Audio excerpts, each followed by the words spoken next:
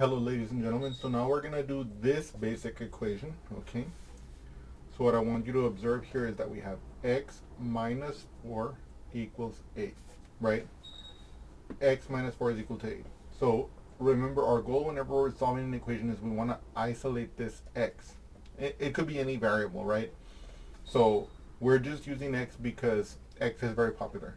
But if in the problem it could be, depending on the problem, we could pick whatever variable we want, okay? But for us, we have x here, so we're going to talk about x. So we ask, what is happening to this x? Well, we're taking away 4, right? We're subtracting 4. What's the opposite of taking away 4? Adding 4. So just as before, what we're going to do is we're going to add 4 to undo the action that's happening to the x. And remember, number 2, whatever we do to one side, we do to the other. So if we add 4 to the left here, we're going to add 4 to the right here. And we're going to end up with x on the left, right? Because the minus 4 plus 4, that goes away, that becomes 0, is equal to 8 plus 4, that's going to be 12.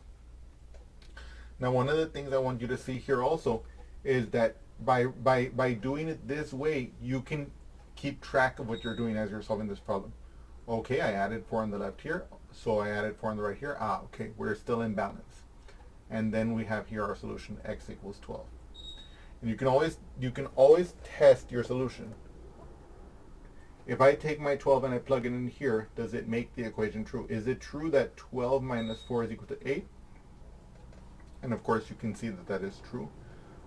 You can count it, right? 12, 11, 10, 9, 8, right? If you count backwards, and so on. But anyway, again, notice how we did two things. Number one, we saw what was happening to the x on the left-hand side. What was happening? 4 was being subtracted from it. So once we see what's happening to the x, we do the opposite, and then whatever we do to the left, we do to the right, or vice versa.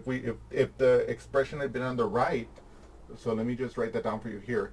If the equation had instead been written as 8 equals x minus 4, we would have done the same thing. And so whatever we did to the right, we would do to the left, okay? The main point is, so let me just simplify this here. This would be x equals 12 again, right?